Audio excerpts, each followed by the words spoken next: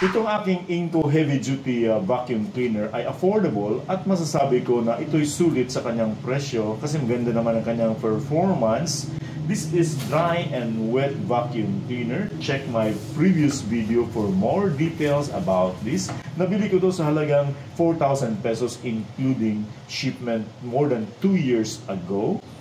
Kaso lang, napakamahal ng kanyang replacement dust bag at 250 pesos each. Sa ibang brands, yung 250 pesos ay 4 na pieces na yon. Merong mura at 100 pesos, 2 na yon. Kaso lang, hindi genuine at hindi maganda ang quality, madaling mapunit.